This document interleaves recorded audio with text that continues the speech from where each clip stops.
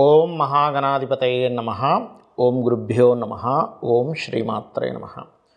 పరమేశ్వర స్వరూపమైనటువంటి జ్యోతిష, వాస్తు మరియు ఇతర అనేకమైనటువంటి శాస్త్రములను మనకు అందించినటువంటి మహర్షులకి నమస్కారం. హయగ్రీవ హయగ్రీవ హయగ్రీవేతి యో వదేత్ తస్య నిస్సరతే వాణీ జహ్నుకన్యా ప్రవాహవత్. అరుణాం కరుణాతరంగితాక్షీం ధృతపాశాంకుశపుష్పబాణచాపాం అనిమాదిభిరావృతాం మయూకైః అహమిత్యేవ విభావయే భవానీం. శ్రీమాత్రే నమః. ప్రేక్షకులకి ఆ లలితాంబిక అమ్మవారి యొక్క అనుగ్రహం పరిపూర్ణంగా కలగాలని మనస్ఫూర్తిగా కోరుకుంటూ మనం ఈరోజు చెప్పుకోబోయేటువంటి టాపిక్ ఏమిటి అని చెప్పి చూసుకున్నట్లయితే, శుక్రగ్రహము ప్రతి ఒక్కరికి కూడా ఒక్కొక్క గ్రహము ఒక్కొక్క ఫలితం ఇస్తుంది. శుక్రుడు ధనానికి, సుఖానికి, వివాహానికి, లగ్జరీగా ఉండేటువంటి విషయాలకి కారకుడు. కాబట్టి మీకు గనక శుక్రగ్రహ అనుగ్రహం కావాలి, ప్రతి ఒక్కరూ కోరుకుంటారు శుక్రగ్రహ అనుగ్రహం కావాలండి, నాకు శుక్రమహర్దశ నడుస్తుందంటే ఓ మంచి దశ అనుకుంటారు. కానీ ఆ శుక్రదశ ఒక్కోసారి కొంతమందికి యోగించదు, కొంతమందికి యోగిస్తుంది. ఇప్పుడు ఆ శుక్రుడు యోగించాలంటే ఏం చేయాలి, ఏ దేవతారాధన ఎలా చేసుకోవాలి, అదేవిధంగా మీ లగ్నం నుంచి శుక్రుడు ఎన్నో అధిపతి అవుతాడు, ఎన్నో అధిపతి అయినందుకు ఎటువంటి ఫలితాలు ఇస్తాడు, అదేవిధంగా మీకు శుక్రుడు ఫలానా గ్రహంతో కలిసినప్పుడు ఎటువంటి ఫలితాలు వస్తాయి. శుక్రుడు సహజంగానే వివాహ, భార్యాకారకుడు, ధనకారకుడు అని చెప్పుకున్నాం. కాబట్టి దీనికి సంబంధించినటువంటి పూర్తి వివరణ మనం ఈ యొక్క వీడియోలో చూద్దాం. అయితే ఈ విషయాలు ఏవైతే ఉన్నాయో చెప్తుంది నేనైనప్పటికీ కూడా చెప్పేస్తుంది సాక్షాత్ లలిత అమ్మవారిగా భావిస్తూ ఒక్కొక్క లగ్నము, లగ్నం తెలియని వారి రాశి నుంచి మనం చూసుకుందాం. ధనుర్లగ్నము, ధనస్సు రాశి. ధనస్సు లగ్నం వారికి మాత్రం శుక్రుడి యొక్క పాత్ర చాలా ఎక్కువగా ఉంటుంది. ఎందుకంటే కంప్లీట్గా మీ యొక్క పూర్వజన్మని కంట్రోల్ చేసేటువంటి ఆధిపత్యం శుక్రుడికి వచ్చింది ఇక్కడ. అందుకని శుక్రుడు కనుక మంచి పొజిషన్లో లేడు అనుకోండి, శుక్రదశ వచ్చినప్పటి నుంచే వీళ్ళకి పర్టికులర్గా ఫస్ట్ ఇచ్చేటువంటి ఫలితం ఏమిటి, బాగోపోతే, బాగుంటే కూడా చెప్తాను, బాగోపోతే ఇచ్చే ఫలితం ఏమిటి అంటే వెరీ క్లియర్గా వివాహ జీవితం మీద ఎఫెక్ట్ చూపిస్తాడు ఆయన ఫస్ట్ వచ్చి రాగానే. ఒక్కోసారి శుక్రదశ రాదు, కానీ శుక్ర రాశుల్లో ఏదైనా గ్రహం ఉంటుందంటే వృషభ రాశిలో ఇంకో గ్రహం ఏదో ఉంది, కుజుడు, రవో, చంద్రుడు ఎవరో ఉన్నారు, వాళ్ళు రూల్ చేస్తారండి, వాళ్ళు ఇస్తారు రిజల్ట్స్. కాబట్టి ఆ రాసుల్లో ఏదైనా గ్రహం ఉందా, లేనట్లయితే ఆ శుక్రుడి యొక్క మహాదశ ఏమైనా వస్తుందేమో చెక్ చేసుకోండి. ఎందుకంటే ఇక్కడ కనుక మీకు శుక్రుడు డియోల్ సైన్ కనెక్టివిటీస్ వచ్చి, లేదా శుక్రుడు ఇంకో గ్రహానికి ఇస్తూ ఉంటాడు వివాహ జీవితాన్ని, ఆయన వెళ్ళి డియోల్ సైన్లో ఉండి 12th లార్డ్ వెళ్ళి డియోల్ సైన్లో ఉన్నాడంటే సెకండ్ మ్యారేజ్ కంప్లీట్గా ఈ యోగాన్ని ఫలితం ఇవ్వడం స్టార్ట్ చేస్తూ ఉంటుంది. అలాంటప్పుడు మీరు ఖచ్చితంగా మొదటి వివాహం అర్క వివాహమా లేదా కుంభ వివాహమా మీకు ఉండేటువంటి స్త్రీయా పురుషుల దాన్ని బట్టి చేసుకోవాలి. అలా చేసుకుని ముందుకు వెళ్ళాలి. ఇక అదేవిధంగా శుక్రుడు ఎక్కువగా పాడైతే ఖచ్చితంగా మీకు స్త్రీల ద్వారానే, అంటే స్త్రీలతోనే అనవసరమైనటువంటి గొడవలు, ఘర్షణలు ఏవో ఒక ఇవి జరుగుతూ ఉంటాయి. సో అలాంటప్పుడు ఏం చేయాలంటే లలిత అమ్మవారిని గట్టిగా పట్టుకోండి, లక్ష్మీ అష్టోత్తరం చేసుకోండి, లేదా ఏ గ్రహాలతో శుక్రుడు కలిసి ఉన్నాడో ఆ గ్రహం సంబంధించిన ఆరాధన చేయడము, ఆ గ్రహానికి సంబంధించి దానం ఇవ్వడం చేయండి. అయితే అన్ని లగ్నాలు వేరు, ధనులగ్నం వేరు శుక్రుడి విషయంలో. కాబట్టి వీరున్నప్పుడల్లా ఎవరైనా సరే శుక్ర సంబంధించినటువంటిది ఈ రకంగా పాడింది చిన్నప్పుడే తెలిసింది, ఏది ధనులగ్నంలో పుట్టారని. అలాంటప్పుడు వాళ్ళని ఖచ్చితంగా చిన్నప్పటి నుంచే శ్రీమాత్రే నమః అనుకోమని చెప్పి ప్రాక్టీస్ చేయించాలి వాళ్ళతో. అప్పుడు ఏమవుతుంది, ఒక ఏజ్ వచ్చేసరికి అంటే ఒక 25 ఏళ్ల వయసులో వివాహం చేస్తున్నాం అన్నప్పుడు ఒక 5వ ఏట నేర్పించినట్లయితే ఈ 20 సంవత్సరాలు శ్రీమాత్రే నమః శ్రీమాత్రే నమః అనుకోవడం వల్ల పూర్వజన్మ కర్మ దగ్ధం అవుతుంది. వివాహ జీవితము అన్ని విషయాల్లో, ఎందుకంటే శుక్రుడు పాడైపోతే ఏమవుతుందంటే అప్పులు ఇస్తూ ఉంటాడు, అప్పులు బెనిఫిట్స్ ఇస్తూ ఉంటాడు, కానీ అప్పు బెనిఫిట్స్ ఇస్తూ అప్పుల ద్వారా ఇబ్బందిస్తూ ఉంటాడు, స్త్రీల ద్వారా ఇబ్బందిస్తూ ఉంటాడు. ఇవన్నీ పోతాయన్నమాట క్లియర్గా. అలాగే బాగున్నాడు అనుకోండి,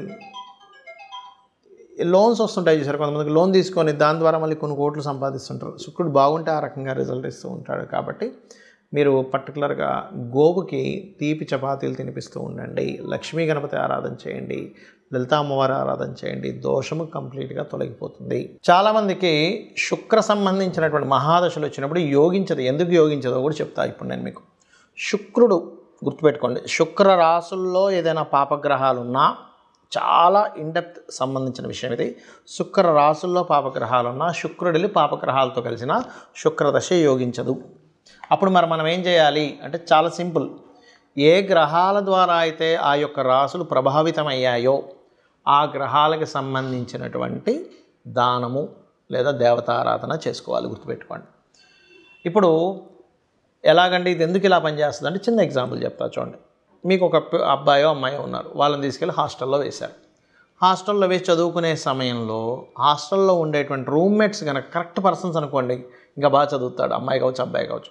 అదే హాస్టల్లో రూమ్మేట్స్ ఉన్నటువంటి వాళ్ళు కనుక ఈ అబ్బాయి యొక్క చదువుని కాన్సన్ట్రేషన్ పక్క తప్పించేలాగా ఉన్నారనుకోండి, అప్పుడు పరిస్థితి ఏంటి? ఈ అబ్బాయి చదువు మీద, అమ్మాయి కావచ్చు అబ్బాయి కావచ్చు చదువు మీద కాన్సన్ట్రేషన్ పక్కకు పోతుంది. అలాగే గ్రహాలు ఎప్పుడు కూడా ఆ శుక్రరాశుల్లో ఉండేటువంటి గ్రహాలు ఏమిటో చెక్ చేసుకోవాలి, శుక్రుడితో ఉండేటువంటి గ్రహాలు ఏంటో చెక్ చేసుకోవాలి. దాన్నే PAC అంటారు, అంటే ప్లేస్మెంట్, ఆస్పెక్ట్ అండ్ కంజంక్షన్. ఇది చాలా ముఖ్యమైనటువంటిది. అలాగే శుక్రుడితో కొన్ని గ్రహాలు కలిసి ఉంటాయని మనం చెప్పుకున్నాం, దానివల్ల కూడా ఫలితాలు వస్తాయని చెప్పుకున్నాం. ఉదాహరణకి శుక్రుడితో రవి ఉన్నాడు అనుకోండి, కంబస్ట్ అయ్యాడు, ఉదాహరణకి రవితో శుక్రుడు, అప్పుడు ఏమైపోతుంది? శుక్రదశ రాగానే అన్ని స్ట్రక్ అయిపోతూ ఉంటాయి. అలా కాకుండా కంబస్ట్ అవ్వలేదు కానీ కలిసి ఉన్నారు, అంటే 8 డిగ్రీలు దాటి ఉన్నారు. అప్పుడు ఏమవుతుంది? శుక్రదశ వచ్చినప్పటి నుంచే రాజకీయంగా వెళ్ళడం కానీ, అధికారికంగా వెళ్ళడం కానీ, సంతానం మూలంగా గ్రోత్ అవ్వడం కానీ, గవర్నమెంట్ రిలేటెడ్ సంబంధించిన ధనయోగాలు కానీ జరుగుతూ ఉంటాయి. అదే శుక్రుడు చంద్రుడితో కలిసి ఉన్నాడు, అప్పుడేంటి? కళారంగ సంబంధంగా వెళ్ళడం, మాటిమాటికి మార్పులు, అంటే ఒకే దగ్గర ఉంటే మీకు యోగించదని మీరు అర్థం చేసుకోవాలి. శుక్రుడు రాహుతో ఉన్నాడు అనుకోండి, అప్పుడు విదేశీ సంబంధంగా ఆన్లైన్ రిలేటెడ్ మూలంగా ధనయోగం వస్తుంది. అయితే ఇక్కడ ఏంటంటే ఆ శుక్రుడు రాహు ఉన్నటువంటి ప్రదేశంలో ఇంకేదైనా పాపగ్రహం ఉందా ఈజ్ మోస్ట్ ఇంపార్టెంట్. అదేవిధంగా శుక్రుడు కేతు ఉంటే కనుక లక్ష్మీ గణపతి ఆరాధన చేసుకుంటూ కేతుగ్రహం దగ్గర శుక్రగ్రహం దగ్గర దీపారాధన చేసుకుంటే యోగిస్తుంది.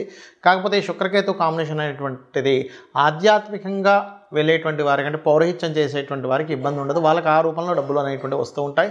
సాఫ్ట్వేర్ రిలేటెడ్ సంబంధంగా కూడా ధనయోగం రావడం జరుగుతుంటుంది. అదే శుక్రుడు బుధుడు కలిసి ఉన్నాడు, వ్యాపారం మూలంగా ధనయోగం. అయితే ఇక్కడ బాగా అర్థం చేసుకోండి, శుక్ర బుధులు కలిసి ఉన్నంత మాత్రాన్ని వ్యాపారం అని వెళ్ళకండి. శుక్ర రాశుల్లో ఉండే గ్రహాలేంటి, బుధ రాశుల్లో ఉండే గ్రహాలేంటి? ఉట్టి శుక్రబుధులే ఉన్నారా, ఇంకేదైనా గ్రహం కలిసి ఉందా? ఎందుకంటే ఇప్పుడు శుక్రుడు బుధుడు కుజుడు కలిసి ఉన్నాడు, అప్పుడేమవుతుంది? వ్యాపారంలోకి వెళ్ళడం ద్వారా ఘర్షణలు వస్తూ ఉంటాయి. చాలా ఇంపార్టెంట్ ఇది, ఎందుకంటే ఒక ప్లానెట్ ఒక రిజల్ట్ ఇస్తుంది అన్నప్పుడు అది ఇంకా ఏ ప్లానెట్తో కలిసి ఉంది, అది ఏమి ఇవ్వబోతుంది, ఒక వ్యక్తి ఒక దాంట్లోకి అడుగు పెడుతున్నాడు అన్నప్పుడు ఆ అడుగు పెట్టినప్పుడు జరిగేటువంటి ఫలితాలు ఏమిటి, ఎలా ఉంటాయి అనేటువంటిది చాలా క్లీన్గా అబ్జర్వ్ చేయాలి. అదేవిధంగా మరొకటి ఏంటంటే శుక్ర శని కాంబినేషన్ ఉంది, పురుష జాతకం అనుకోండి, ఇది ఉదాహరణకి ఖచ్చితంగా వారికి వచ్చేటువంటి భార్య ఎవరైతే ఉన్నారో తను కూడా జాబ్ చేస్తుందని చెప్పొచ్చు. అలా కాకుండా కేతు కూడా కలిసి ఉన్నాడు, జాబ్ చేయదు. అంటే ఏంటి? ఒక ప్లానెట్ ఉన్నప్పుడు ఒక రిజల్ట్ ఇస్తుంది, కానీ అది ఇంకొక ప్లానెట్ వచ్చినప్పుడు దాని రిజల్ట్ మార్చుకుంటూ ఉంటుంది. అలా కాకుండా శుక్రుడు శని కాకుండా బుధుడు కూడా ఉన్నాడు, వచ్చేటువంటి జీవిత భాగస్వామి జాబ్తో పాటు బిజినెస్ కూడా చేస్తుందని చెప్పొచ్చు. అలా కాకుండా శుక్రుడు కుజుడు మన శని ఉన్నారు, అప్పుడేంటి? వచ్చేటువంటి జీవిత భాగస్వామి కాస్త అగ్రెసివ్గా ఉంటుంది, స్ట్రైట్ ఫార్వర్డ్నెస్గా ఉంటుందని చెప్పొచ్చు. అంటే ఏంటి? శుక్రుడు వల్ల మనం వచ్చేటువంటి జీవిత భాగస్వామి ఎలా ఉంటుంది, తను ఏం చేస్తుంది, తన యొక్క స్వభావం ఏమిటి, తను వచ్చినప్పటి నుంచి వీళ్ళకు ఉండేటువంటి లైఫ్లో ఎటువంటి చేంజెస్ ఉంటాయి. ఒకవేళ ఏదైనా దోషం ఉన్నట్లయితే ఇది వివాహానికి కూడా చూపిస్తుందని చెప్పుకున్నాం మనం. ఒకవేళ వివాహ సంబంధించిన దోషం ఏదైనా ఉన్నట్లయితే దానికి సంబంధించింది ఎలా చేసుకోవాలి, ఎందుకంటే శుక్రగ్రహం పర్టికులర్గా మీకు అది డ్యూయల్ సైన్లో ఉంటే ఒక రిజల్ట్, ఫైరీ సైన్లో ఉంటే ఒక రిజల్ట్స్, చర్రాసులు ఉంటే ఒక రిజల్ట్స్ అనేవి ఇస్తూ ఉంటాయి. శుక్రుడు అబ్జర్వ్ చేసే వివాహ జీవితం ఎలా ఉంటుందో చెప్పొచ్చు. 7వ స్థానాన్ని 12వ స్థానాన్ని అబ్జర్వ్ చేసుకొని ఎటువంటి ఫలితాలు వస్తాయి. ఒకవేళ శుక్రుడు గురువుతో ఉన్నాడు, గైడింగ్ నేచర్ ఉండే జీవిత భాగస్వామి వస్తుంది. అంటే ఏంటి? తను ప్రతిదీ చూసుకుంటూ ఉంటుంది. ఆ రకంగా ఏంటంటే మనం అసలు శుక్రుడు ఉండేటువంటి స్థితి ఏమిటో అనేటువంటి చూసుకోవాలి. కుజుడితో ఉన్నాడు, ఫైరీ నేచర్. అలా ఒక్కొక్క దాన్ని బట్టి ఇప్పుడు అదే కుజుడు కనుక బాగా పాడైపోయాడు, అప్పుడు ఏమవుద్ది? జీవిత భాగస్వామికి మాటిమాటికి ఏదో యాక్సిడెంట్స్ అవ్వడము, మిస్క్యారేజ్ అవ్వడము, లేకపోతే ఆపరేషన్స్ అవ్వడం, ఇట్లాంటివి జరుగుతూ ఉంటాయి. కాబట్టి ఏంటి? ఇక్కడ ఈ శుక్ర గ్రహం యొక్క ప్రభావం తగ్గాలంటే ఒకటే గుర్తుపెట్టుకోండి, శుక్రుడు ఏ గ్రహాలతో కలిసి ఉన్నాడు, ఏ పాపగ్రహాలతో కలిసి ఉన్నాడో ఆ గ్రహాలకు దీపారాధన చేయండి, ఆ గ్రహాలకు సంబంధించి దానం ఇవ్వండి. Point number 1. రెండవది, శుక్రుడు బాగా యోగించాలంటే గణపతి, లక్ష్మీ గణపతి ఆరాధన చేసుకోవాలి. లలితా సహస్రనామాల యొక్క శ్రవణము పఠనము చేయండి. అదేవిధంగా వీలైనంత మట్టుకు శక్తిదేవత ఆలయాలకు ఎక్కువగా సందర్శిస్తూ ఉండండి.